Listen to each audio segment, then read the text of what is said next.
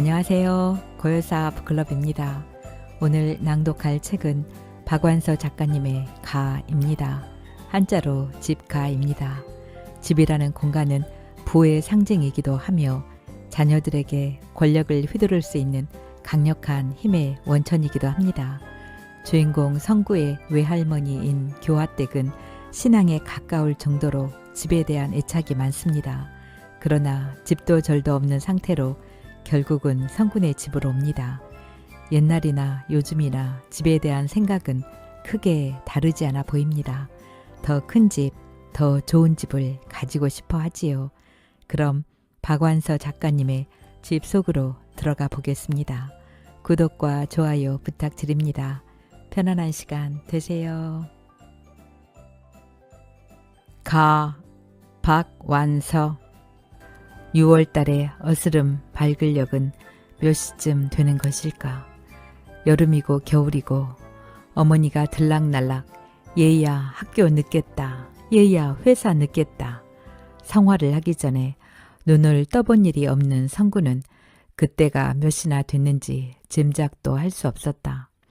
눈을 뜨자마자 그의 눈에 띈 건 창밖에 풍선처럼 떠오른 하얀 두상이었다. 외할머니다. 그는 일단 한번 가슴이 철렁하고 나서 다시 눈을 감고 잠을 청했다. 성인의 두상으로는 최소한의 부피, 그리고 그 소리 없음과 무게 없음 때문에 정말 풍선처럼 가볍게 여겨지던 게 조금씩 그를 짓누르기 시작했다. 노인네가 꼭두 새벽부터 남의 창밖에서 얼씬거리긴 처음엔 단지 선잠을 깬 게 외할머니가 엿보고 있는 느낌 때문이었다고 탓을 하며 화를 내다가 다시 단잠을 이룰 수 없게 되자 괜히 억울해지기 시작했다. 그는 갈급이 나게 아침 잠이 아쉬워 전전 반측하다가 앞으로 매일 아침 노인네 때문에 새벽잠을 설칠지도 모른다는 생각이 들었다. 비로소 정신이 말똥말똥해지면서 노인네의 존재가 천근의 무게로 그를 엄습했다. 성구는 벌떡 일어났다. 하얀 두상 대신 아침 햇살이 눈부셨다. 그래도 이른 아침 일터였다. 집안은 아직 괴괴했다. 그의 방은 동향이었다. 외할머니가 오셨다. 어젯밤에 동창 모임은 3차까지 끌어서 집에 돌아온 건 1시가 넘어서였다.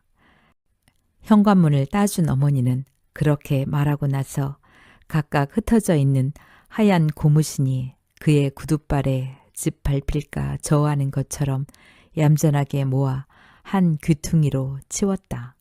어머니는 손님을 기다릴 때처럼 단정한 옷 매무시에 졸음기 없는 긴장된 표정을 하고 있었다. 취기도 있고 해서 성구의 시간관념에 잠깐 착란이 왔다. 전에 전화를 걸고 늦었을 때 어머니는 기다리지 않고 일찌감치 자리에 드는 것 같았다. 잠옷바람에 푸석푸석한 표정으로 문을 따주기 일쑤였다. 외할머니 오셨다니까. 제 방으로 들어가려는 성구의 뒤통수에 대고 어머니가 재차 말했다. 그가 돌아섰다. 아주요? 그게 그렇게 급하냐? 어머니가 딱해서 그렇죠. 딸도 자식이다. 어머닌 외삼촌이 너무하단 생각도 안 드세요? 그럴 수밖에 없었겠지. 주무세요. 뵙고 자렴. 기다리시는데. 내일 뵙죠. 저 많이 취했어요.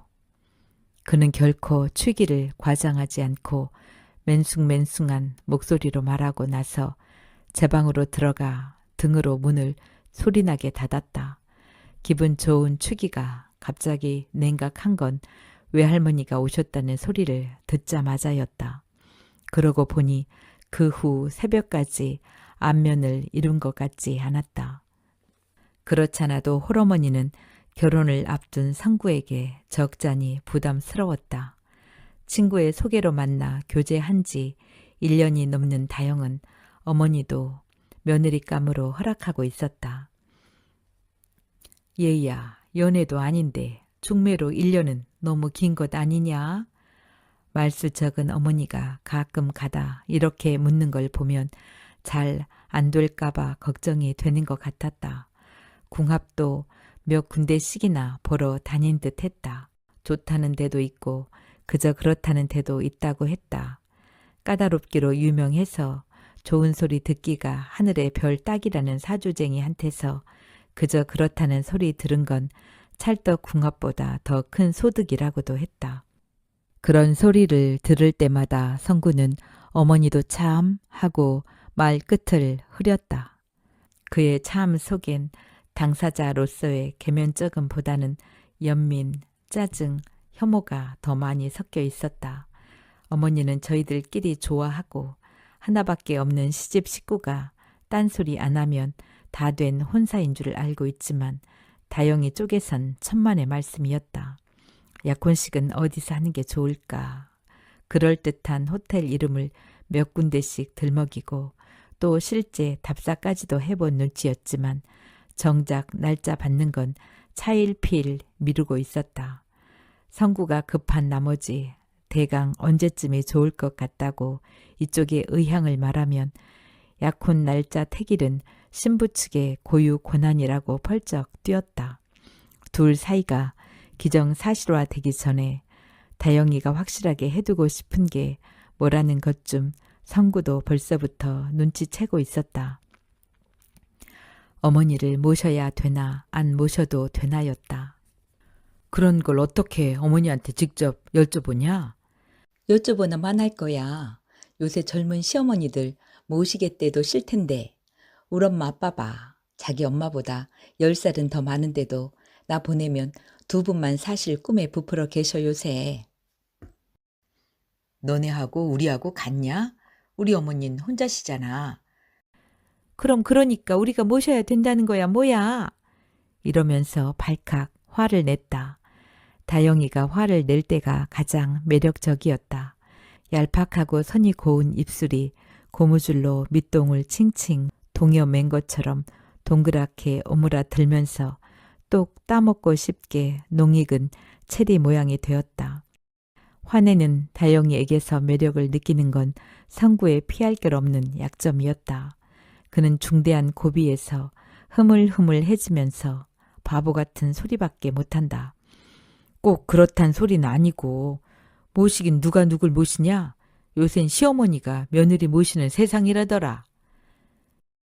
그래, 이제야 성구씨 본색이 드러났어. 그러니까 어머니하고 같이 살아도 그만이다 이거지? 분명히 말해. 난 우유부단한 건 질색이야. 나 답답한 거 속으로 참는 성미 못 된다는 거 알지? 계속 답답하게 굴면 국물도 없을 줄 알아? 다영이가 이렇게 공갈을 치고 눈을 흘기면 눈에서 파란 불꽃이 튀는 것 같았다. 그는 다영이의 체리 같은 입술도 좋아했지만 그 파란 불꽃엔 더욱 약했다. 30살 사내의 정욕이 10곳이 되어 살갗을 뚫고 온몸에 만개하는 듯한 전율을 느꼈다. 그러나 그녀가 공갈친 국물엔 중대하고도 굵직한 건더기들을 포함하고 있었다. 결혼은 물론 약혼식쯤 유보할 수도 있다는 뜻도 되었지만 감질 나게나마 허용하던 신체적 접촉을 매몰차게 뿌리치겠다는 예고도 되었다. 그런 결론 없는 말다툼 끝엔 적어도 일주일 이상 그는 다영이의 손끝 한번 잡아볼 수가 없었다. 다영이가 얼마나 답답할까에 대해선 그도 깊이 공감하고 있었다. 그러면서도 그는 답답하게 굴 수밖에 없었다. 그 역시 답답해서 죽을 지경이었기 때문이다. 너희끼리 나가 살라든가 어차피 외아들의 외며느리로 들어오려면 시집살이 할 각오는 했으렸다라든가 몇 달만 시집살이 시키고 나서 따로 내줄 테니 그 대신 아주 늙어서 수족 못 쓰게 됐을 땐 책임져 줘야 한다든가 혼전의 젊은이들이 가장 알고 싶어하는 문제에 대해 어머니는 여지껏 이런 방구도 언급한 적이 없었다. 속셈을 드러내 보이지도 않았다. 데리고 살 작정이면 안방을 내줄 것인가. 지금 성구가 쓰고 있는 현관 옆방을 그대로 신혼방으로 할 것인가를 의논하거나 걱정하는 눈치라도 보여야 하는데 전혀 그렇지 않았다. 또 하나 있는 방은 부엌에 붙은 굴속 같은 방이어서 지금도 옷장 대신 쓰고 있었다. 식구는 단 2식구지만 큰 살림을 줄여먹은 끝이라 세가는 많았다. 며느리를 공기처럼 여기지 않는 바에야 그렇게 대책이 없을 수가 없었다.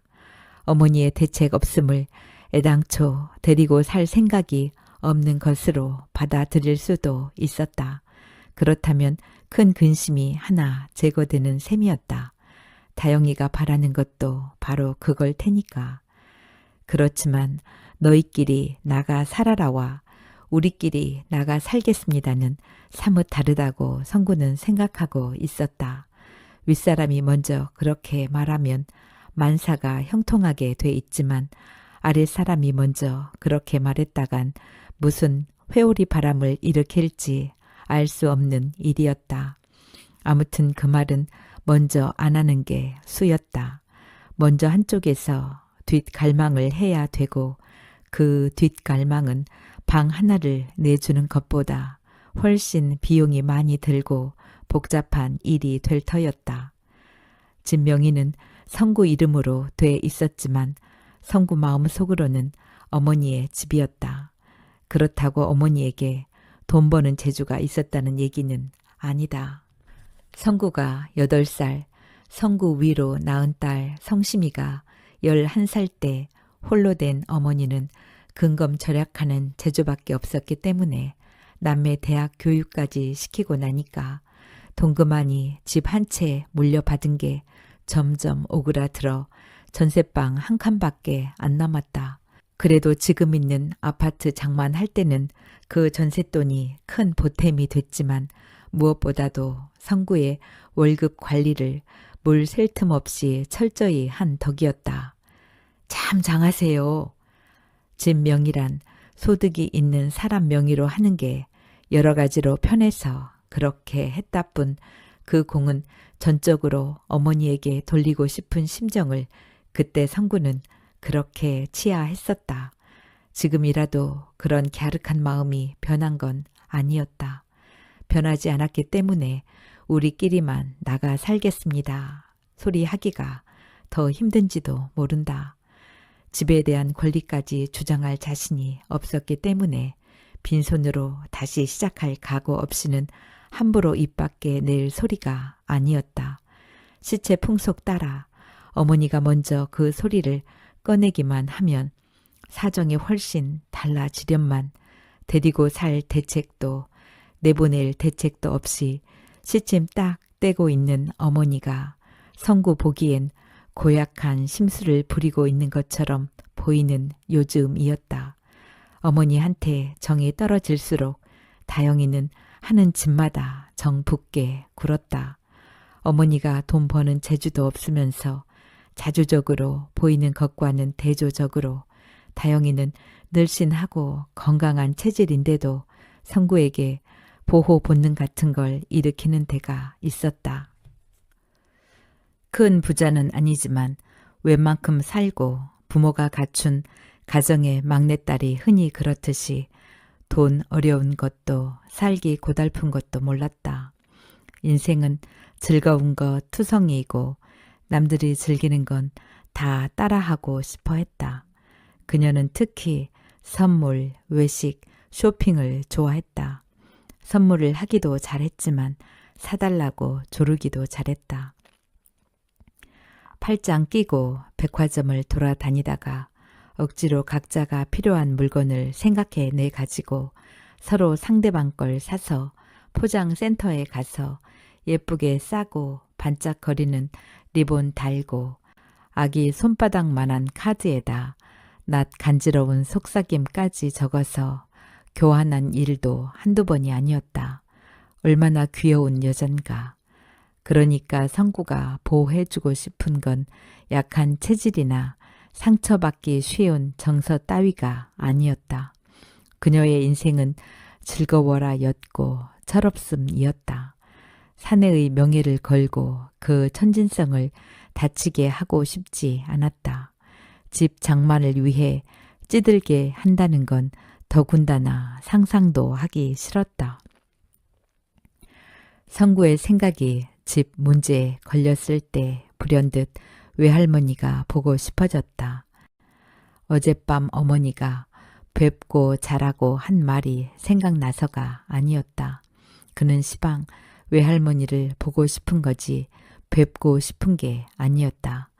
우리가 보통 웃 어른을 뵙는다고 할 때의 아랫사람으로서의 예절이나 조심스러움이 조금도 섞이지 않은 오직 짓궂은 궁금증, 적나라한 호기심이 전부였다.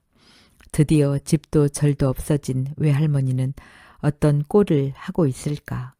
외할머니의 집에 대한 집념, 집 가진 세도가 외가 친척들 사이에서 유명하다는 걸 알고 있는지라 더욱 외할머니가 참담한 웃음거리로 여겨졌다. 성구는 팬티만 입은 아랫도리에다 파자마를 꿰면서 외할머니를 뵈러 베란다로 나갔다. 뵙는 게 아니라 봐줄 때에 따르는 잔혹한 쾌감을 예감하면서 베란다엔 아무도 없었다. 그새 안으로 들어간 걸까? 거실에서 기역자로 꼬부라진 부엌을 살펴보았다. 다음엔 부엌에 붙은 방을 열어보았다. 구닥다리 세간이 꽉 들어차고 남은 통로엔 사철 옷이 첩첩이 걸린 철봉같이 생긴 옷걸이가 길이로 놓여 있어 마치 오징어처럼 압축된 수많은 사람이 그를 향해 기립해 있는 것처럼 보였다. 어머니가 아직도 그 방을 치우지 않은 걸 보면 외할머니를 생전 모실 생각은 아닌지도 몰랐다. 당장은 달리 대책이 없어서 모셔왔더라도 임시적일 뿐이라는 걸 노인네에게 인식시키고 싶어 했을 어머니의 심정이 느껴졌다. 그는 괴괴한 안방문 앞에서 잠시 머뭇거렸다. 깐깐한 어머니 앞에서 꾸깃꾸깃한 파자마 바지와 벗은 윗도리로 외할머니를 뵙기가 망설여졌기 때문이다. 또한 막다른 골목에 몰린 것처럼 어쩔 수 없이 더불어 살게 된 여인 이대를 어떤 표정으로 대해야 하나는 성구로서는 준비를 요하는 일이기도 했다. 외할머니를 다영이에게 더욱더 미안하게 된 가중된 짐이라고만 여길 것인가. 그렇지 않을 수도 있다고 번뜩이는 간지가 그에게 속삭였다. 어쩌면 방 안의 여인 이대를 서로 상쇄시킬 수도 있지 않을까. 요새 세상에 시 외조모까지 모실 며느리가 어디 있겠는가. 그건 며느리의 도리 이전에 시어머니의 도리에 어긋나는 문제였다. 어머니의 깔끔하고 뻔뻔스럽지 못한 성미에 비추어서도 그건 상상도 할 수 없었다. 외할머니와 어머니를 서로 비기게 할 수 있는 가능성이 점점 더 농후해졌다. 어젯밤부터 그를 짓누르던 중압감이 깃털처럼 가벼워지면서 그는 순간적으로 날아갈 듯한 해방감을 느꼈다. 그는 손자들에게 아부하기 위한 동전이나 알사탕 따위를 속바지 주머니에 상비하고 있는 외할머니를 반기기 위해 두 팔 벌려 달려들던 어린 날처럼 만면에 웃음을 띠고 안방문을 열었다. 그러나 벽 쪽에 나란히 깔린 이부자리 중 한쪽은 비어 있었다. 어머니가 밤새 잠 못 이룬 듯 피곤한 눈을 뜨고 그를 일별하더니 말없이 돌아 누웠다. 그도 말없이 안방을 한번 휘둘러보고 돌아 나왔다. 그리고 화장실 뒷 베란다까지 한 바퀴 다시 점검하고 나서 베란다로 나왔다. 베란다로 면한 그의 방 창문을 통해 할머니의 두상을 보고 나서 얼마 동안이나 지났는지 짐작이 가지 않았다. 잠깐 눈을 붙인 것도 같고 한잠이 들었던 것도 같았다. 그동안 해가 떴다고는 하나 주차장에 차들이 다닥다닥 붙은 채인 걸 보면 아직 이른 아침임이 분명했다. 그는 뭔지 모를 뜸을 들이기 위해 부질없는 시간 계산을 하다가 용기를 내어 베란다 난간을 붙들고 아래를 내려다 보았다. 그의 집은 아파트 13층이었다. 1층 사람들의 취향에 따라 가꾼 뜰이 까마득하게 내려다 보였다. 그의 집 라인의 1층 주민은 취미가 별난 사람 같았다. 가장자리에 회양목을 심고 장미나 다알리아 따위를 심은 건 비슷했지만 베란다 난간으로 덩굴 장미를 올린 이웃집과는 달리 보리를 심어놓고 있었다. 그 방면엔 무관심한 그였지만 지나다 청정하게 자라 이사까지 올라온 작은 보리밭을 바라보면 허풍스러운 전원 춤이라고 약간은 비꼬는 마음이었다. 시방 그 보리밭 한가운데 산발한 외할머니가 넝마처럼 널브러져 있었다. 성구는 미처 안경도 안 쓰고 나온 근시 안으로도 외할머니가 흩뿌린 점점의 다홍빛 핏자국까지 분명하게 확인한 것처럼 느꼈다. 그는 눈을 감고 한번 깊은 숨을 들이마셨다. 침착해야 된다고 생각했다. 자, 이제부터 뭘 어떻게 한다. 그는 도무지 요량이 가지 않았다. 그렇다고 혼비백산한 건 아니었다. 그는 조금 놀라긴 했지만 그건 어디까지나 너무 침착한 자신에 대해서였다.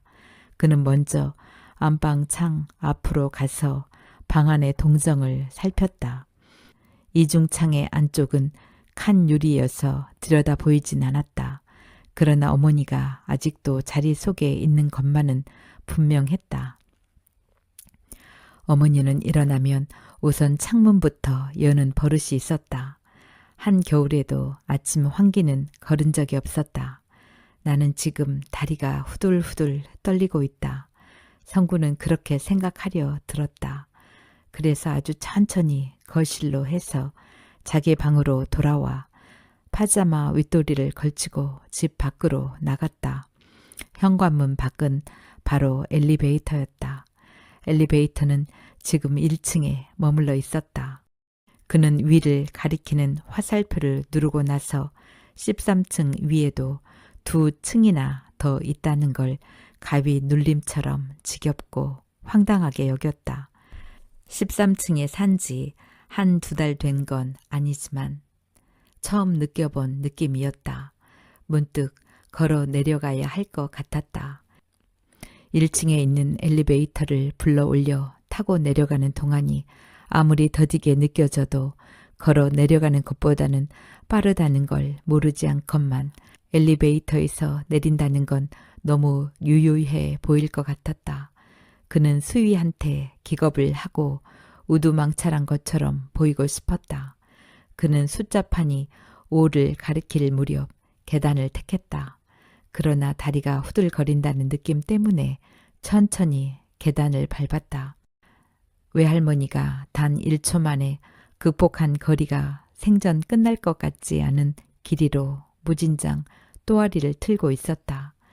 이거야말로 창자다 라고 그는 생각했다. 아파트의 창자도 인간의 창자처럼 제 키에 몇 배나 되게 길었고 밤새 싸고 토하고 아래 위로 가셔낸 최안의 새벽 창자처럼 허망하게 비어 있었다.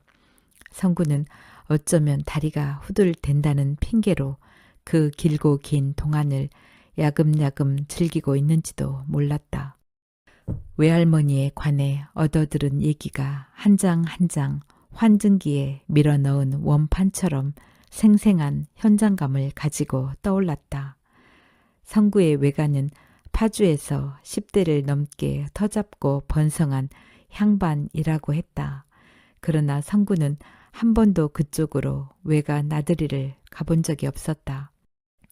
그가 태어나기 훨씬 전 그의 어머니가 소학교 들어갈 무렵에 외할아버지, 외할머니가 서울로 이주했다니까 그럴 수밖에 없었다. 그러나 어머니한테는 삼촌, 사촌, 오촌 뻘 되는 가까운 친척들이 여러 분 산다는데 너무 왕래가 없는 것 같았다. 성구가 어렸을 때는 과부가 된 어머니가 어린 남매 먹여 살리는 일에만 골몰했고 또 요새보다 훨씬 교통편이 마땅 찾을 때라 그런 걸 이상하게 여길 겨를도 없었다. 이젠 옛날과 달리 파주하면 엎어지면 코 닿을 때가 되었고 낚시나 야유, 회, 드라이브 등으로 그쪽을 지날 일도 종종 생겼다.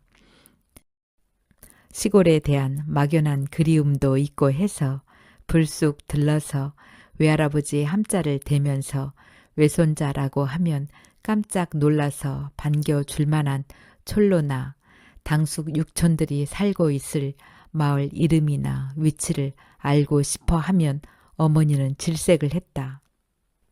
이유는 폐에 될 짓을 못하러 하느냐는 간단한 거였지만 그럴 때의 어머니의 표정은 착잡했다. 매몰차고 쌀쌀맞아 보이기도 했지만 음흉하고 떳떳지 못해 보이기도 했다. 정에 박하다고나 할까. 하여튼 40년, 50년 만에 만난 사돈의 팔촌도 확인만 되면 드립다 얼싸안고 꿈이냐 생시냐 눈물 범벅이 되는 우리나라 사람답지 않은 어머니였다. 서울서 사는 외가 친척 중엔 가끔 찾아오는 이도 있고 또 전화나 우편으로 부음을 전해주거나 결혼 청첩장을 보내오는 이도 있었다. 어머니는 그럴 때마다 빠지지 않고 참석도 하고 부조도 하는 걸 보면 친정 쪽하고 담을 쌓을 만큼 맺힌 사연이 있는 것 같진 않았다. 그래서 남의 신세 지는 걸 극도로 꺼리는 결벽증 정도로 이해하고 한 가닥의 시골 연주를 스스로 단념해 버리고 있었다. 어머니의 그쪽 기피증이 예사 결벽증하고는 다르다는 사연에 접하게 된 건 외삼촌이 기어코 집을 팔아먹고 나서였다. 전화로 외할머니의 눈물 섞인 하소연을 다 듣고 난 어머니는 맥없이 수화기를 내려놓고 나서 마침 옆에서 듣고 대강의 사정을 짐작한 성구에게 읍듯이 중얼댔다. 너희 외할머니 그 악착 같은 할망구도 죽을 때가 다 됐는갑다. 그 연놈들한테 신나를 뿌리고 확 성냥불을 그어대지 못하는 걸 보면. 그때 성구는 놀라서 벌린 입을 다물지 못했다. 어머니가 그렇게 독한 악담을 하는 건 처음 들어보았다. 할망구는 외할머니고 그 연놈들이란 외삼촌 내외를 일컫는 소리겠지만 몇 안 되는 친정 부치를 그렇게 하대해 말하는 걸 들어보기도 물론 처음이었다. 외삼촌이 사업이랍시고 손댄 게 지지부진하여 집이 날아가게 생겼다고 외할머니가 하소연할 때마다 어머니는 하나밖에 없는 남동생을 좋은 말로 두둔했었다. 외삼촌은 어머니보다 17년이나 손 아래여서 성구는 삼촌이라기보다는 형처럼 맘 먹으려 들 때가 덜어 있었다.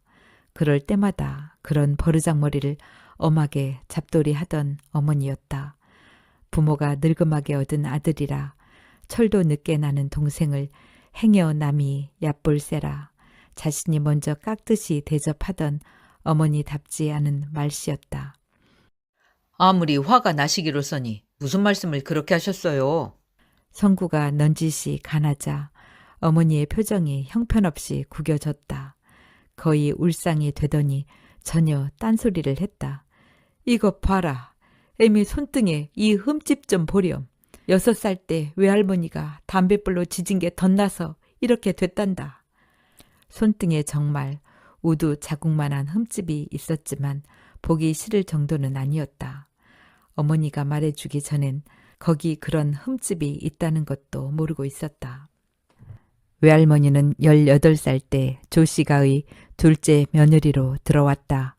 같은 파주 땅 교하면 성씨가의 셋째 딸 성간나는 그날부터 교화댁이라 불렸다. 행세 깨나 하고 사는 시골 양반이 대개 다 그렇듯이 며느리를 홈이 들려 들에만 안내 보낸다 뿐 농토는 풍년 들어야 겨우 배나 안 고른 정도인데도 신역은 곧했다. 시할머니까지 계신 층층 시야에 시동생, 시누이, 조카, 머슴 등 거느려야 할 식구도 수월찮았다. 그래도 남의 자식 아낄 줄 아는 가문이라 시집 잘 갔단 소리 들으면서 3년 안에 첫 아들까지 낳았다. 그러나 3년 안에 집안에 대들보인 시아버지가 뒷간 갔다 오는 길에 쓰러지더니 미처 약 한 첩 다릴 새를 못 참고 숨을 거두자 세 사람 들어오고 3년 안이 어렵다더니 하고 수군대는 구설수에 오르게 됐다. 재앙은 그것으로 끝나지 않고 막내 시동생이 불장난을 하다가 사랑채를 홀랑 불을 내고 말았다. 고조 할아버지가 분가하면서 지은 집이라고 했다. 마침 조씨가가 가장 번성할 당시여서 제목 쓴 거 하며 간살이나 규모하며 솥을 대문하며 과객이나 거지가 제일 먼저 찾아들게 생긴 번듯하던 집이 벌거벗은 것처럼 안채를 드러내게 되었다. 급한 대로 살인문은 해 달았지만 더 급한 건 방이 모자라는 거였다. 시할머님의 분별 하에 거처가 정해졌는데 만 며느리 내외에게만 따로 방을 주고 나머지 식구는 여자와 남자가 나누어 자는 거였다. 불타고 남은 방이 셋이라고는 하나 실은 둘밖에 안 됐다. 안방 건넌방이 그것인데 안방은 길게 4칸짜리를 가운데로 장지를 들여 아래 윗방으로 쓰던 걸 둘로 쳐서 구차스럽게 셋으로 계산한 거였다. 맏아들 내외에게 방을 하나 내주려면 건넌방을 내주어야 마땅하련만 시할머니는 그렇게 하지 않았다. 예뻐서 방 하나를 통째로 주는 게 아니라 장손이 딸만 둘 두었기 때문에 아들을 바라고 합방을 시켜주는 거니까 안방에 장지 윗방을 쓰라고 했다. 구들목이 따뜻한 안방은 시할머니, 시어머니, 시누이들 그리고 맨 윗목이 교화댁 자리였다. 큰 동서 내외와 조카들이 쓰는 윗방 장지문에 바싹 붙어서 잘 수밖에 없었다. 쇠죽 끓이는 큰 가마솥이 걸린 건넌방은 남자들 차지였다. 건넌방 남자들 중 장가를 든 건 둘째밖에 없었으니 둘째 내외의 처지가 제일 억울하달 수도 있었으나 맞으라고 나을 것도 없었다. 장지문 하나로 막아놓은 것도 각방이라고 시할머니는 툭하면 각방을 내준 세도를 부리려 들었고 당사자들도 동생 내외나 딴 식구들 앞에서 죄인처럼 죽어 지내야만 했다. 시아버지 3년상을 치르기 전에 부엌머리 찬방에다 방 고래를 놓아 방이 하나 더 생기긴 했지만 머슴을 위한 거였지 교화댁 차지가 되진 않았다. 윗방도 사시장철 맞이 내외가 차지할 수 있는 건 아니었다. 윗방은 장지문만 떼어내면 안방의 윗목에 해당되었으므로 겨울엔 추웠다. 동지 팥죽을 먹기가 무섭게 이듬해 입춘 무렵까지 며느리와 손녀들만 남겨놓고 맞이는 건넌방으로 건너가 자라는 명령이 내렸다. 쇠죽 가마솥이 걸린 건넌방은 절절 끓었기 때문이다. 뚝 떨어진 건넌방이 있는데도 맞이 내외를 구태여 서로 불편한 윗방을 준 건 아들 자식들을 춥지 않게 겨울을 나게 하려는 노인네들의 특별한 배려였다. 그러나 딸이나 며느리에 대한 배려는 전혀 없었다. 하긴 아들들에 대한 배려도 배부르고 등 뜨뜻하게 끼고 돌 생각 외엔 어른 취급을 한 건 아니었다. 둘째 내외는 이미 아들이 하나 있다는 걸로 4년 동안 한 번도 합방을 할 기회를 안 줬으니까. 그러나 하늘을 봐야 별을 딴다는 속담도 교화댁에 한해선 해당되지 않았다. 그녀는 그 4년 동안에 아이를 둘이나 더 낳았기 때문이다. 둘 다 딸이었다. 제주도 좋다고 무슨 수로 아기를 만들었느냐는 한 동네의 그 또래 새댁들의 놀림 섞인 성화에 부끄러움을 못 이긴 교화댁은 그만 실토를 하고 말았다. 이삭이 팰 무렵에 보리밭 일항에서 만들었다는 그녀의 실토는 수근수근 킬킬 동네 방내로 퍼졌다. 남의 말 하기 좋아하는 사람 아니라도 외설스러운 소문에는 자기도 모르게 입이 가벼워지는 법이니 오죽했겠는가. 한동안 점잖기로 이름난 조신의 집성촌에선 보리는 계집애를 일컫는 은어가 되었고, 딸 그만 낳으란 소리는 아무리 급해도 보리밭에 가지 마라가 되었고, 고단의 배는 신랑이나 신부를 보고는 간밤에 보리방아를 몇 섬이나 찧었느냐고 놀리는 농짓거리가 유행을 하게 되었다. 그런 가운데도 조씨 가에선 셋째 아들을 장가들여 조그맣게나마 새집을 지어 세간을 내는 걸 본 둘째 내외의 마음이 편할 리가 없었다. 소학교 밖에 안 나왔지만 체질이 약하고 자존심이 강해 농사 짓기엔 합당치 않다고 스스로 판단한 둘째는 어느 날 훌쩍 대처로 돈벌이를 떠났다. 넉넉 잡고 3년 안에 세간 날만한 목돈을 벌어 오마고 언약하고 떠난 둘째가 1년 만에 그만한 돈을 벌어왔다. 운수가 좋았을 뿐이라고 말했지만 시기 섞인 소문은 분분했다. 경성 본정통 일본인 상점에서 점원 노릇하는 걸 보았는데 아마 주인을 잘 만났거나 뒤로 돈을 빼돌렸을 거라고 말하는 사람도 있었다. 그 마을에선 첫 손가락 꼽을 만큼 일본 말을 잘했으니까 있을 수 있는 일이었다. 월급을 후하게 받거나 조금씩 표 안 나게 주인 돈을 빼돌리는 것만으로는 불과 1년 만에 그만한 돈을 마련할 수 없을 테니 아마 미두나 투전을 한 게 틀림없을 거라는 추측도 나돌았다. 우애도 있고 의문스럽기도 한 마지가 동생 처지를 딱하게 여겨 장사 미천을 줘서 대처로 내보냈을 거라는 건 소문이 아니라 집안 내에서 수군대는 뒷공론이었다.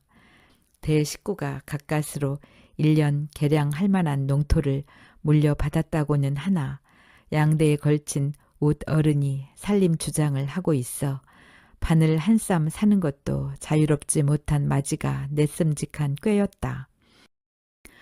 동기간의 우애도 있었겠지만 10식구 버는 것보다 한 식구 더는 것이 낫겠다는 긴 안목에 이해 타산도 있었음직하다. 아무튼 교화댁은 보리밭에서 만든 여식을 포함해서 3남매를 낳은 연휴에나 세간을 날 수가 있었고 살림 재미가 뭐라는 것도 알게 되었다.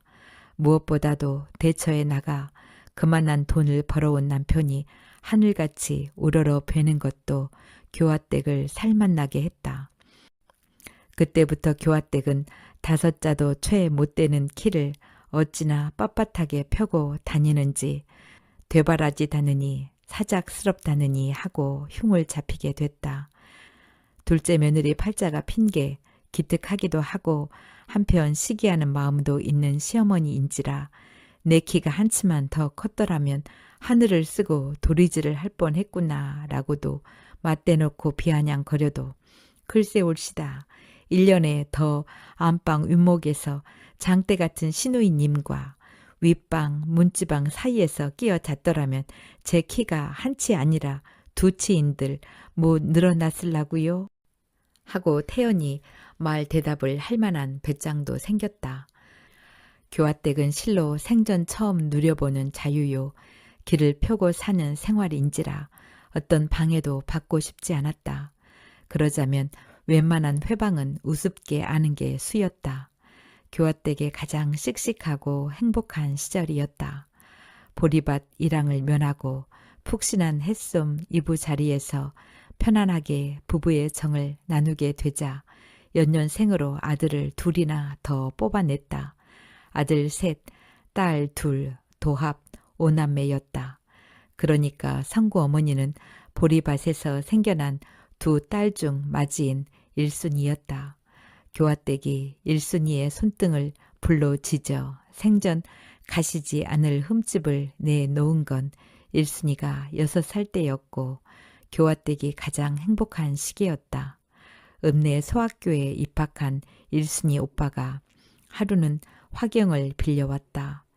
이과 시간에 실습에 쓰는 걸 가진 위 학년 아이한테 팽이를 깎아주기로 하고 빌려왔다고 했다. 장난감은커녕 요리병도 신기한 구경거리던 시골 구석에서 그 작은 유리부치가 부리는 요술은 아이들이 혹할 만한 구경거리였다. 특히 먹칠을 한 종이에다 화경으로 햇빛을 모아 모락모락 가는 연기가 올라오게 하고 마침내 실고추처럼 빨갛게 인화되는 걸 지켜보면 너무 재미가 나 가슴이 자글자글 오그라붙고 나중에는 창자와 오줌통까지 찌릿찌릿해지면서 오줌을 다 지릴 지경이었다. 그건 게딱지를 주워다가 솥을 걸고 모래를 쌀이라고 씻어 안치고 풀을 뜯어 푸성퀴 반찬, 잠자리나 메뚜기를 잡아다간 고기 반찬 만드는 놀이하고는 본질적으로 달랐다. 자연과 문명의 차이 같은 게 어린 마음을 현혹시키고 흥분시켰다. 일순이 남매는 지는 해를 아쉽게 쫓아 굴뚝 모퉁이에서 그 장난을 하다가 지붕을 이려고 엮어놓은 이영에 옮겨 붙어 하마터면 불을 낼 뻔하고야 말았다. 마치 우물에서 물을 길어오던 교화댁이 이영에서 피어오르는 연기를 발견하고 동이째 물을 들이붓는 것으로 불은 간단히 잡혔건만 교화댁의 분노는 한참을 더 타올랐다. 꼭 미친 여자 같았다. 우라질 새끼, 육실할 새끼, 연병할 년, 오살할 년, 온갖 욕을 폭포수처럼 퍼부으며 아들, 딸 가리지 않고 사매질을 하다가 입에 거품을 물고 양손에 한 아이씩 덜미를 잡아 질질 끌고 사랑으로 들어갔다. 마침 곤방대로 담배를 맛있게 빨고 있던 남편에게 응원을 청했으나 남편은 미친년처럼 짖는 아내의 소리에 기가 질려 어쩔 줄을 모를 뿐 아무런 도움이 되지 못했다. 혼자 날뛰던 교화댁은 남편의 곤방대를 빼앗아 남매의 손등을 번갈아 짖으며 숨 가쁜 소리로 외쳤다. 다시 불장난 할래 안 할래? 이 망종아. 다시 불장난 할 거면 죽어라 죽어. 지금 당장 죽는 게 나아. 이 망종의 새끼들아. 내 속으로 낳은 새끼들이 집 중한 걸 모르다니 세상에. 어머니가 혹시 환장을 한 게 아닌가 잔뜩 겁이 난 남매는 사매질을 당해도 당근질을 당해도 울지도 못하고 다시는 안 그러겠다고 싹싹 빌었다. 어찌나 지독하게 당근질을 당했는지 꽈리처럼 부풀어 올랐건만도 교화댁은 안쓰러워하기 전에 다시는 불장난 안 하겠다는 다짐만을 거듭거듭 요구했다. 된장이라도 얻어 바르고 무명 헝겊으로 싸맬 수 있었던 건 물집이 터지고 덧나 진물이 질질 흐르고 나서였다. 살림 나고 나서 화경으로 인한 불상사 외에 식구 늘고 풍년 들고 하여 교화댁은 재미밖에 날 게 없었다. 그러나 호사다마라고 마을에 돌림병이 돌았다. 토사 광란 끝에 몸에 물기가 말라 죽는 희한한 병이었다. 마을에서 공동으로 역신을 쫓는 굿을 하는 날 교화댁 막내가 먼저 설사를 하기 시작하더니 바로 윗 형한테로 누이 한테로 맞이 한테로 옮겨 올라갔다. 내리 옮기는 것보다 위로 옮기는 게 뒤끝이 안 좋다고들 했다. 겁을 먹은 교화댁은 따로 굿을 또 했다. 손이 발이 되게 빌고 또 빌었건만 남매만 건지고 삼남매를 잃었다. 공교롭게도 손등을 불로 지진 자식만 남은 셈이었다. 초상난 집이 한두 집이 아니었지만 한 집에서 셋씩이나 그것도 애 초상만 난 집은 그 집밖에 없었다. 교화댁은 원통하고도 부끄러웠다. 자식을 한꺼번에 셋씩이나 잡아먹다니 아유 끔찍해라. 물사람이 그러면서 자신을 손가락질을 하며 진저리를 치는 것 같았다. 혼자만 있을 때는 하늘 땅이 부끄러웠다. 두문 불출을 하면 남의 눈을 피할 수 있었지만 하늘 땅을 피할 수는 없었다.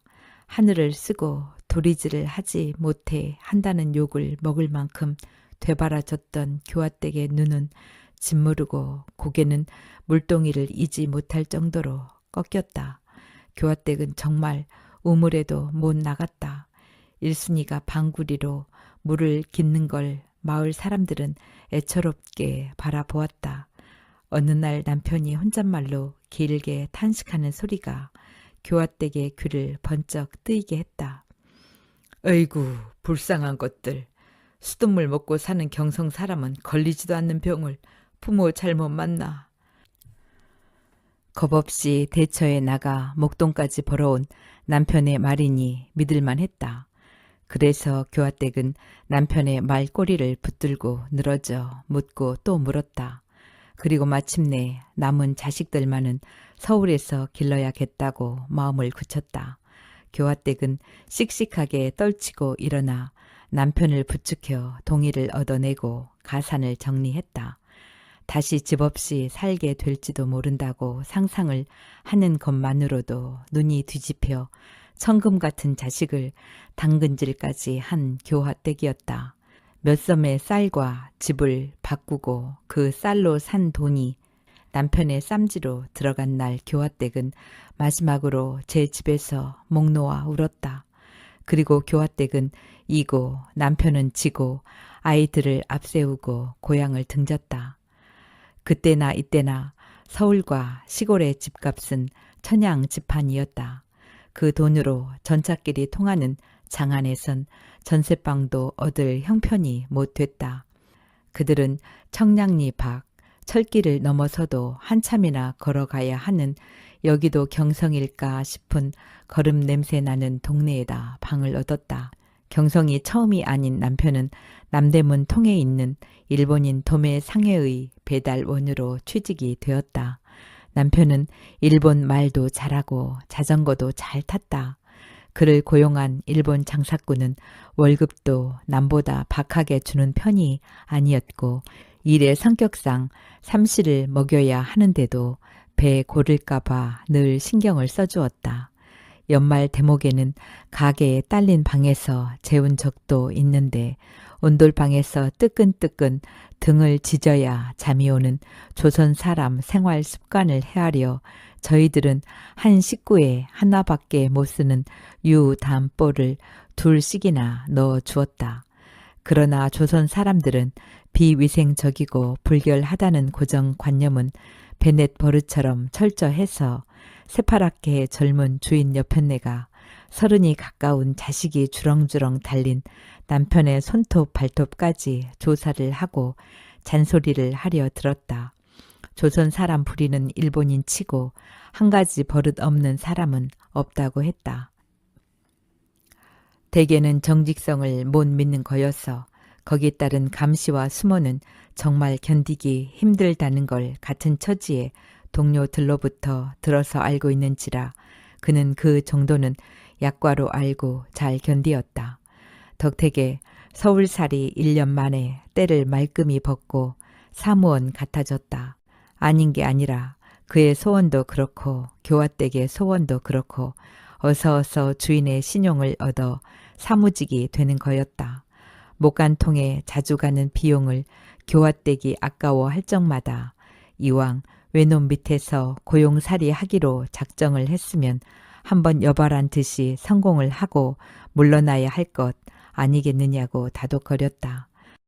한 푼을 쪼개 쓰고 싶은 교화댁에게 목간통 가는데 드는 돈처럼 아까운 건 없었지만 성공을 위해 드는 미천이란 소리엔 두 말도 못했다. 그 두 내외가 추구하는 최종적인 성공은 다나카 상점의 사무원이 되는 거였다. 밭농사를 짓거나 시내로 날품팔이를 나가는 게 그 동네 사람들 대부분의 생계의 수단이었기 때문에 그의 찢고 바른 하이칼라 머리와 정갈한 양복 차림은 돋보이기도 했지만 눈에 거슬리기도 했으리라. 남봉쟁이라느니 기생 오라비라느니 하는 별명이 붙었다. 워낙 되바라진 교화댁은 그런 뒷공론에 기가 죽기는커녕 무시하고 경멸하는 마음 때문에 되레 도도해졌다. 세간을 나서 처음으로 제 집을 갖게 됐을 때처럼 5짝 키로 하늘을 쓰고 도리지를 할 기세였다.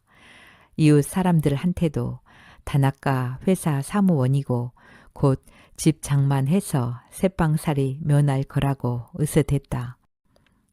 돌림병으로 3남매를 잃고 남매만 남은 게 점원 월급으로도 남보기에 사무원처럼 사는데 도움이 되었다. 무엇보다도 월급으로 한 달 계획을 세울 수 있다는 게 그날 벌어 그날 먹는 사람들의 부러움을 사기에 좋겠다.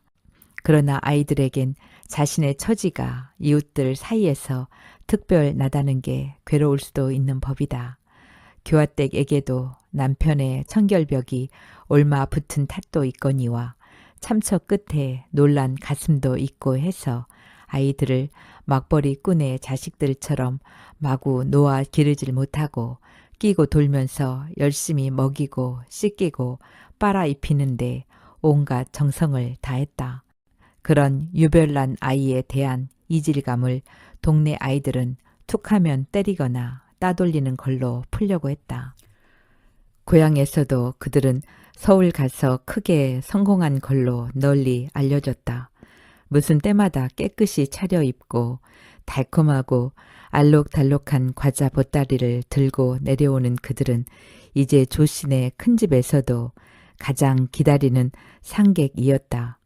서울에서 뭔가 시작해 볼까 무작정 상경하는 고향 친척이나 친구들이 제일 먼저 찾아오는 곳도 그의 새빵이어서 곤란할 적이 많았지만 교화댁은 그들도 능수능란하게 다루었다.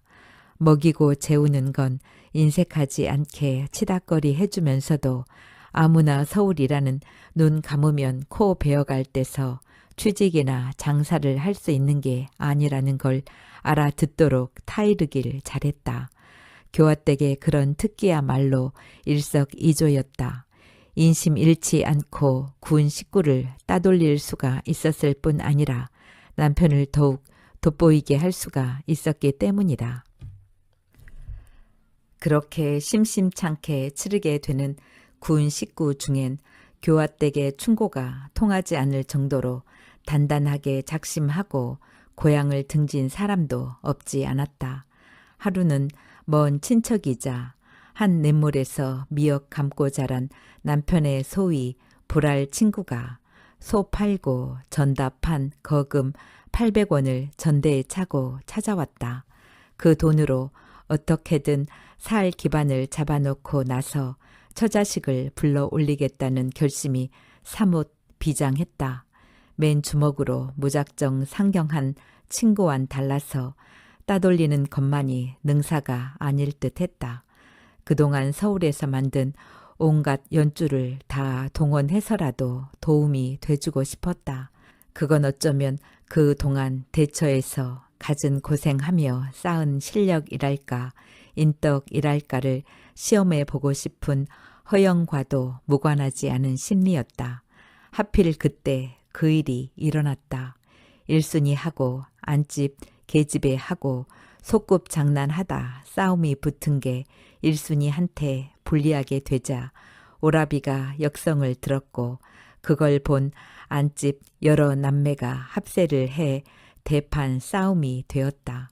그렇잖아도 애 싸움이 어른 싸움 될 뻔한 적이 한두 번이 아니어서 피차 잔뜩 벼르고 있던 참이었는데 일순이는 뒤통수가 허옇게 되도록 머리카락이 쥐어 뜯기고 오라비는 이마에서 콧등에 걸쳐 내천자로 긴 손톱 자국이 났으니 가만히 있을 교화댁이 아니었다. 더군다나 손톱 자국은 홈처럼 깊어서 생전 안 없어질 것 같았다.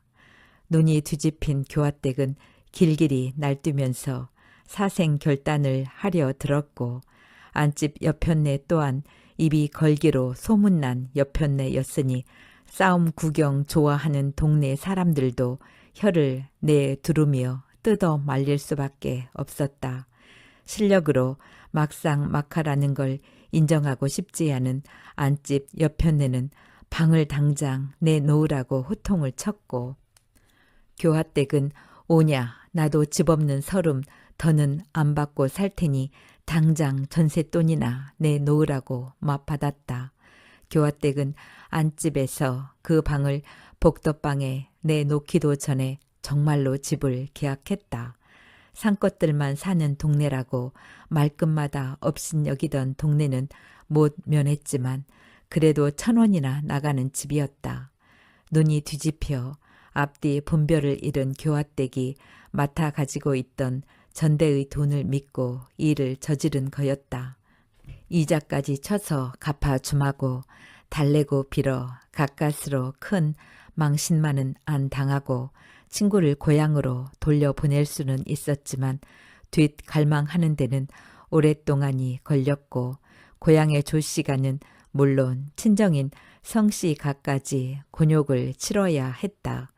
교화댁이 담독하게도 남의 돈 800원을 믿고 1,000원짜리 집을 산 건 전셋돈 100원을 보태고 금융조합에다 저당을 잡히면 반 이상 갚을 수 있지 않을까 해서였다. 그러나 그때나 이때나 은행에서 집 값의 반 이상을 빌릴 수는 없는 법이다. 400원을 융자 받아 한 푼 두 푼 이사 비용으로 나가고 겨우 250원 밖에 갚질 못했고 시골 동네에선 교화댁이 도둑년이란 소문이 짝짝그르하게 퍼졌다.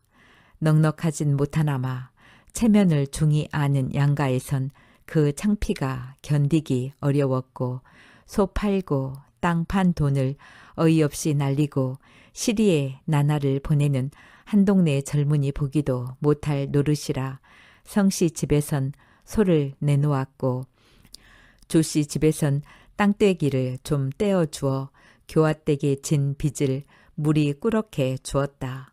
그렇다고 그 집 둘째 며느리가 도둑년이란 누명이 벗겨진 건 아니었다. 양가에서 그 돈을 물이 꾸렇게 준 건 어디까지 자기네는 그런 도둑년하고 한통속이 아니라는 걸 보여주기 위해서였지 도둑년을 다시 식구로 인정하기 위해서가 아니었다. 친가 시가 양가가 다 남보다 더 매몰차게 교화댁과 다시 상종하기를 꺼렸다. 세상이 자꾸 개명해져서 서울 나들이 할 기회도 자주 생겼지만 여관에서 자면 잤지 그 집엔 발걸음을 안 하는 게 수라는 게 교화댁의 친가 시가의 불문율처럼 되고 말았다. 그들 또한 지척에 고향을 두고도 못 가는 신세가 된 건 말할 것도 없다. 그러나 그렇게 억지 춘향으로 서럽고 서럽게라도 집은 장만하고 볼 일이라고 자기 잘못을 스스로 대견해야 할 만한 고비가 교화댁의 인생엔 수도 없이 많았다. 집이야말로 교화댁에겐 황금알을 낳은 거위였다. 그때만 해도 집을 사고 팔 때 기와집인가 초가집인가 양기와집인가 굴돌이인가 납돌이인가 석갈의 굵기가 애 종아리만한가 장정 종아리만한가에 따라 건평의 평당 가격이 매겨질 때였다. 대지 평수는 집값에 별로 큰 영향을 못 주었고 특히 땅값이 헐한 청량리 밖은 그게 더했다. 교화댁이 산 1,000원짜리 집도 대지는 100평이나 되어서 푸성퀴는 실컷 심어 먹을 수가 있었다. 일제가 말기로 접어들면서 식량난이 심해지자 부지런한 교화댁은 그 땅을 충분히 이용했을 뿐 아니라 집도 몇 칸을 더 늘려 지었다. 폭격의 위험을 피해 도심을 떠나는 사람이 늘어남에 따라 그쪽 새방이 동이 날 때였다. 남편 조 씨가 징용을 당해 나가고도 굶어 죽지 않고 너끈히 남매를 중학교까지 보낼 수 있었던 건 순전히 집 덕이었다. 마당에 물맛 좋은 우물까지 있어 아침 저녁 정갈한 소반에 정한수 떠놓고 서방님 살려만 달라고 빈 덕에 해방되던 해의 겨울에 징용 나간 조 씨가 성한 몸으로 돌아왔다. 비록 어디가 부러지거나 못쓰게 되진 않았지만 쉰이 아직 멀었는데 머리는 반 넘어 새고 허리는 굽고 눈은 어두워져 전체적으로 그림자처럼 넋 나간 등신이 되어 돌아온 남편을 들어 앉혀놓고 평안히 봉양할 수 있었던 것도 집 덕이 컸다. 그 무렵 마침 동네 국민학교에 미군 부대가 진주해서 동네 사람들이 너나 할 것 없이 양키 물건 장수, 부대, 세탁부, 자벽부 등 미군 경기 맛을 들이게 됐고 교화댁도 뒤질세라 그 물결을 탔기 때문이다. 집에서 직접 생긴 소득은 아니지만 집의 입지적 조건이 마땅치 않으면 엄두도 못 낼 돈벌이였다. 조 씨가 어느 정도 몸을 추슬려 미군 부대 경비로 취직이 되면서 살림 형편은 더욱 윤택해졌다. 방값도 다달이 높아졌다. 전셋돈이 몇 달 사이에 사글세 보증금으로 깎아 내려졌다. 양 공주들이 모여들기 시작했기 때문이다. 방만 여러 개 가지고 있으면 포주 노릇 하는 것쯤 시간 문제였다. 그러나 누구보다도 돈을 밝히는 교화댁이었지만 그 집만은 한사코 피했다. 사춘기로 접어든 일순이를 위해서도 그 집만은 도저히 할 수 없었고 무엇보다도 그 짓은 그녀의 집에 대한 신앙에 어긋났다. 도둑년 소리까지 듣고 장만한 집이 그녀로 하여금 도둑질 안 하고 먹게 살게 해준 걸 그녀는 늘 터줏대감한테 감사하고 싶었다. 감사의 표시로 터줏대감을 성내거나 욕되게 하는 짓만은 안 하고 싶은 게 그녀의 집에 대한 신앙이었다. 집세가 올라가는 건 좋은 일이지만 새들 사람을 선별하기가 점점 힘들어졌다. 젊은 것들은 여염집 여편네나 회사원처럼 굴다가도 언제 어떻게 양공주로 변할지 몰라 피하고 늙은이나 아이들이 주렁주렁 달린 식구들을 골라두었다.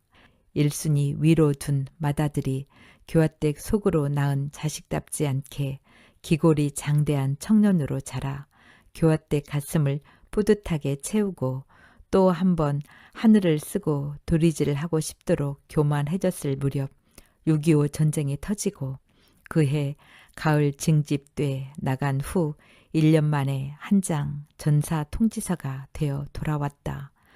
허구한 날 침식을 전폐하고 애통해 하던 교화댁이 어느 날 된 밥을 꿀떡꿀떡 삼키고 기운을 차리더니 남편에게 아들을 또 하나 낳자고 졸랐다.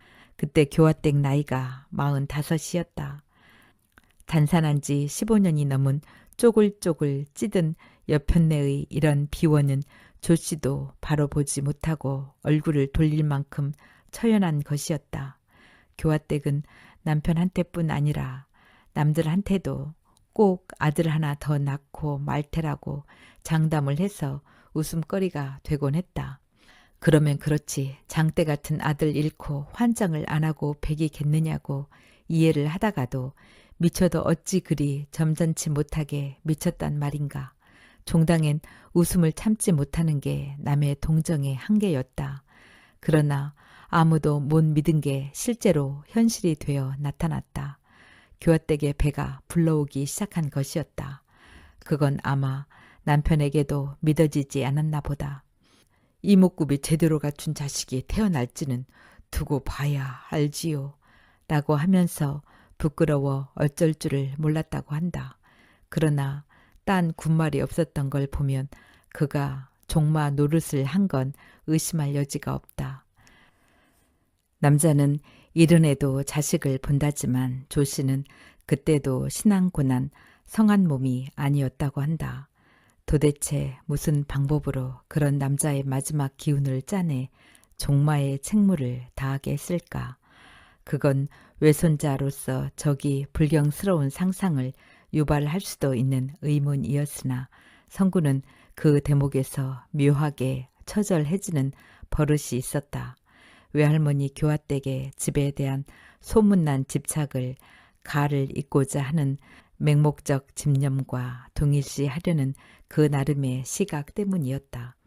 그의 시각에 의하면 그건 또한 사라져 가는 것의 잔영이기도 했다. 그래서 그의 처절함은 일시적인 애달픔 이상이 되지 못했다. 조 씨는 경이적 종마 노릇이 빌미가 됐던지 아니면 타고난 명이 그뿐이었던지 아내가 생남을 한 걸 보고도 원기를 회복하지 못했다. 그 후 꼬박 2년을 더 병상에 있으면서 가산을 탕진했다. 가족이나 본인이 가망 없다는 걸 느끼고부터 의뢰, 명의도 명약도 더 많이 나서는 법이다.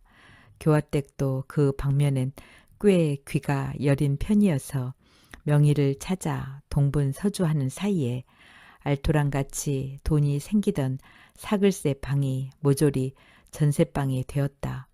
더는 약값을 끌어댈 수 없게 되자 조 씨는 집이라도 팔자고 졸랐다. 교화댁이 말을 안 듣자 조 씨는 나 죽거든 너 혼자 얼마나 잘 먹고 잘 사나 보자고 죽을 길을 다해 난동을 부렸다. 그럴 때마다 교화댁은 내가 나가서 양갈보 노릇을 해서 돈을 벌어오면 왔지 집은 못 판다고 맞섰다. 그때 병자는 마음도 이미 깊이 병들어 그런 소리가 충격이 되지 않을지는 모르지만 방년 19살의 일순이에겐 견디기 어려운 형벌이었다. 아무리 사는 환경이 기지촌과 다름없고 또 그 나이에 생식 능력까지 과시했다고는 하나 교화댁의 경우 양갈보가 되겠다는 발상이 그렇게 안 어울릴 수가 없었다. 기발한 게 아니라 끔찍했다. 아이를 베고부터 병자 고안에 가뜩이나 찌든 끝에 노산을 하고 나선 완전히 쪼그랑 할머니가 돼 있었다. 어머니의 회상에 의하면 8순이 넘은 지금도 그때보다 더 늙은 것 같지 않다고 하니 외할머니의 그때 몰골을 짐작하고도 남았다. 그렇게 늙은 여자가 느닷없이 갓난 애를 내팽개치고 신들린 무당처럼 영언지 주문인지 모를 소리를 중얼대며 얼굴에 회대박을 바르고 입술을 쥐 잡아먹은 것처럼 섬뜩하게 칠하고 나 이제부터 양갈보 짓 나간다고 흰소리 치고 나간 날 밤을 일순이는 지금도 일생 중 가장 비참한 지옥의 시절로 생생히 기억하고 있다. 가뜩이나 저지 모자라는 어린 동생은 밤새도록 보채고 해골이 다 된 아버지는 가쁜 숨을 몰아쉬며 세상을 저주하고 이런 가운데 20살 처녀가 바랄 수 있는 희망은 오직 아버지가 어서 죽어 주었으면 하는 거였다. 새벽에 어머니는 파김치가 되어 돌아왔다. 몸을 팔아서가 아니라 할 만큼 했다는 과실을 겸한 시리가 어머니를 그 지경으로 만든 것 같았다. 날 죽여라. 차라리 날 죽여. 아버지는 마지막 기운을 짜내 눈을 부릅뜨고 어머니를 저주했다. 아버지는 죽을 때도 눈을 부릅뜨고 죽었고 한참 예민한 나이의 일순이에겐 그건 끔찍한 기억이었다. 오래도록 아버지가 죽은 게 아니라 남은 세 식구가 공모해서 아버지를 죽인 것처럼 여기곤 했다. 아버지가 죽은 후 집은 다시 황금알을 낳기 시작했다. 50년대, 60년대의 인플레는 전세로 목돈을 뺐으면 1년 안에 그 돈이 사글세 보증금으로 절하가 되었다. 땅값이 올라 100평의 대지만 가지고 있어도 땅 부자였다. 교통이 편해져서 그쪽이 시내였고 동회나 파출소에서만 눈 감아주면 허가 없이 얼마든지 방을 달아낼 수가 있었다. 일순이는 딸이라고 고등학교만 졸업시켜 몇 년 용돈이나 벌어 쓰게 하다가 시집을 보냈지만 늦게 기적적으로 얻은 아들은 호강시켜가며 키울 수가 있었다. 국민학교부터 과외 공부시켰고 할머니가 너무 날친다고 흉 잡히면서 치맛바람도 날렸고 고등학교 갈 때는 재수, 대학교 갈 때는 삼수까지 시켰다. 성구가 중학생일 때 얻어 듣거나 슬쩍슬쩍 엿본 대학 생활의 낭만이나 젊음의 질탕함은 다 그 외삼촌으로부터 얻어들은 거였다. 비록 늙은 여자의 시든 자궁을 빌려 태어나 말라붙은 젖꼭지에 매달려 겨우 연명하다가 2살 때 아버지를 여의었다고는 하나 그건 다 의식이 비롯되기 전에 겪은 불행이고 외삼촌의 기억이 미치는 한은 궁색한 걸 모르고 멋대로 자랐다. 학교를 떨어질 때도 외할머니는 행여나 아들이 기 죽을세라 먼저 이런 말로 위로를 했다. 대학이고 나발이고 다 잘 먹고 잘 살기 위해 하는 짓인데 너야 만장 같은 집이 있겠다. 무슨 걱정이냐. 대학 안 가도 얼마든지 호강하면서 살 수 있을 테니 안달복달 할 거 없어야. 이렇게 100평 땅을 근거로 일찌감치 부동산 재벌 연수를 시켰다. 그래도 행세하고 장가도 들려면 학벌은 꼭 있어야겠다 싶었던지 삼수까지 해서 대학을 졸업하고 취직도 했다. 그러나 연애를 하면서 황금알을 낳는 수많은 방이 창피하다고 색식감을 집에 데려오지 않자 외할머니는 과감하게 100평 땅의 반을 분할해서 팔아 그 돈으로 나머지 50평에다 양옥집을 신축했다. 외삼촌이 창피하게 여긴 것만을 나무랄 수도 없는 게 끝도 없이 이어지은 학고방으로 된 외할머니네는 그 동네에서도 골칫거리였다. 교통 편하고 공기 좋은 고급 신흥 주택가로 탈바꿈한 그 동네에 마지막까지 남은 학고방 집은 동네 집값을 떨어뜨리는 암적 존재로 눈총을 받고 있었다. 그걸 모를 리 없는 외할머니였다. 누구보다도 시대를 앞서 살아왔다고 자부하는 마음도 있는지라 이번에도 시체를 따르기로 했다. 집으로 인하여 생계를 유지했을 뿐 아니라 집으로 인하여 늘 당당하게 으스대는데 익숙해져 있던 외할머니로서는 무엇보다도 집으로 인해 새 며느리한테 굽 잡히는 일은 우선 피하고 볼 일이었을 것이다.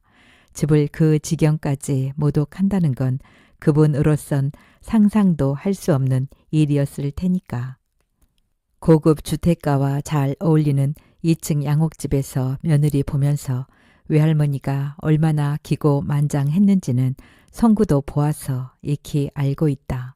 며느리한테 참 복도 좋지 이런 알토란 같은 집에 시집을 왔으니 소리를 끝도 없이 되풀이했는데 덕담인지 질투인지 분간을 할 수 없을 정도로 앙칼진 태도였다.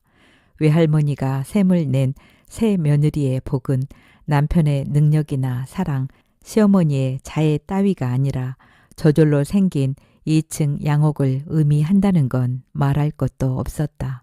그렇게 집 하나 믿고 자세 부리는 외할머니의 극성은 아들, 며느리가 나이 먹고 손자, 손녀가 생겨나도 수그러들 줄 몰랐다. 직장을 자주 옮길 뿐 아니라 월급 봉투를 축내는 일이 잦은 외삼촌이고 보니 자연히 외숙모가 바가지를 긁어 집안에서 큰소리 나는 일도 잦았다. 그럴 때마다 외할머니는 참견을 해서 며느리가 보따리까지 싸는 큰 싸움을 만들기 일쑤였는데 그것도 꼭 집이 빌미가 되었다. 남들은 새방으로 시집을 와서도 남편을 하늘같이 받드는데 어떻게 대궐 같은 집 가진 서방한테 시집 온 년이 바가지를 긁을 수가 있냐는 거였다. 외삼촌은 좀 더 잘 살아보려고 다니던 주방용품 회사를 그만두면서 그 회사 대리점을 따냈다. 그 과정에서 집을 담보로 하지 않으면 안 되었지만 외할머니는 감쪽같이 모르게였다. 한 2, 3년 집안이 활락하고 씀씀이도 활발해져 외삼촌은 역시 월급쟁이보다는 사업가 체질 1호구나. 그때 막 대학을 졸업하고 몇 군데 대기업에 입사 시험을 본 성구는 다행스럽게도 부럽게도 생각했었다. 그러나 부도가 났다는 소문과 함께 외삼촌은 대리점에서 손을 떼게 되었다. 그동안 회사에서 진 빚이 3천만 원이 넘는다고 했다. 은행에서 융자를 받아 가만히 앉아서 까먹어도 3년은 까먹을 돈을 사업한다고 날 치느라 2년 반 만에 까먹었다. 그래도 그때까지는 외할머니의 충격이 그다지 크지가 않았다. 한 동네에서 50년을 넘어 사니까 넌더리가 나더라고 했다. 집에 넌더리가 난다는 건 지덕이 다 했다는 알림이니 이사를 가 마땅하다고 쉽게 체념하고 담담하게 굴었다. 그때까지만 해도 빚을 갚고도 그 집을 팔면 몇 천만 원은 건지게 되니까 의뢰 다시 집을 살 줄 안 모양이었다. 아닌 게 아니라 4, 5천만 원은 남을 테니 더 변두리로 나가서 집부터 사려니 했다. 그러나 외삼촌 내외는 제일 집값이 비싼 강남에서도 반포에다 작은 전세 아파트를 얻었고 자가용도 구입했다. 중학교에 다니는 아들, 딸 교육 문제 때문에 그럴 수밖에 없다는 거였다. 더욱 기가 막힌 건 집 한 채 값을 다 들여 얻은 전셋집에 외할머니 방이 없다는 거였다. 방이 셋인데 안방만 겨우 쓸만하고 나머지 두 방은 남매가 하나씩 나누어 쓰기에도 숨이 막히게 좁았다. 이사 가기 전에 할머니가 지니고 살던 구닥다리 세간에 처분 먼저 시작했다는 것만 봐도 모실 뜻이 전혀 없는 게 분명했다. 한없이 또아리를 튼 것 같은 계단도 마침내 끝나는 지점이 있었다. 성구는 뻥 뚫린 입구 앞에서 잠시 고개를 숙이고 생각했다. 집 가진 걸 자세 부리는 게 표정의 일부, 생명력의 전부였던 외할머니의 집 없어진 후의 모습을 못 봐둔 건 참 아쉽지만 지금부터 보게 될 참상이야말로 외할머니의 파국의 적나라한 진상이 아니고 무엇이겠는가. 외할머니는 죽을 수밖에 없었다. 외할머니의 죽음을 기정사실로 받아들이자 성구의 가슴이 감동으로 벅찼다.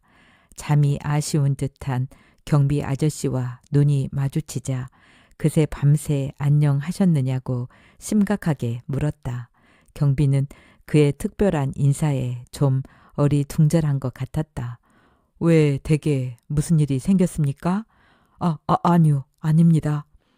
그는 허둥대며 경비실 앞을 지나쳤다.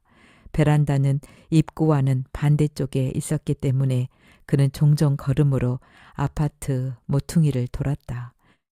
그는 아무 까닭도 없이 경비원의 시선만 벗어나면 드립다 뛸 궁리를 하고 있었다.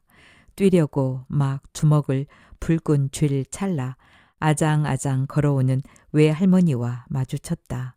외할머니는 두 손을 뒤통수로 돌려 머리를 쪽지면서 걸어오고 있었다. 그는 걸음을 멈추고 기다렸다. 쪽을 다 찐 외할머니가 그를 발견하더니 두 손을 벌리고 뛰기 시작했다. 걸음마를 막 배운 아기의 뜀박질처럼 위태로워 그도 마주 달려갔다. 외할머니의 양손에선 문고리만한 금가락지가 한 손에 2개씩 4개가 찬연하게 반짝거리고 있었다. 두 팔 벌린 외할머니가 사뿐히 그의 품에 안겨왔다. 빈 사과처럼 조금만 힘을 주어도 으스러질 것 같은 할머니의 어깨뼈를 그는 얼떨결에 안았다. 새벽에 본 것과 다름없는 하얀 두상 뒤에 아기 주먹만한 역시 하얀 쪽이 내려다 보였다. 그 쪽에 몰린 비녀도 역시 금비녀였다. 쪽이 하도 작아서 그런지 엄청나게 굵어 보이는 금비녀였다. 다영이한테서 선물 받은 몽블랑 만년필만큼이나 뿌듯한 굵기였다. 어쩌자고 이렇게 많은 금부치를 지녔을까? 왜? 도대체 왜? 그는 견딜 수 없는 기분으로 소리 지르고 싶은 걸 억누르고 조용히 딴 소리를 했다. 새벽부터 어딜 가셨어요? 얼마나 찾아다녔다고요? 늙은이가 새벽잠이 없어 설라무니 공연히 내 새끼를 놀래켰구나. 이 늙은이가 글쎄 주책이여. 장독대에 나갔다가 아래를 보니 처냐마냐 한데 글쎄 난데없이 보리밭이 보이지 뭐냐. 꿈인가 생신가 정말인가 헛건가 하도 신기해서 자꾸 내려다 보다가 그만 금비녀를 떨어뜨렸지 뭐냐. 산발을 한 채 주우러 나갔다가 한참 걸렸는가 보다. 외할머니는 보리밭에서 금비녀 말고 또 무엇을 보았을까? 외할머니는 거기에 대해선 말하지 않고 응석 부리듯이 성구의 가슴에 파고들었다. 어쩌면 좋냐. 할미가 내 신세를 지게 됐으니. 그리고 메마른 울음소리가 들렸다. 성구는 대답 대신 할머니를 한번 번쩍 안아 올렸다가 내려놓았다. 어머니하고 상쇄시키기엔 너무 가벼운 무게라고 성구는 생각했다.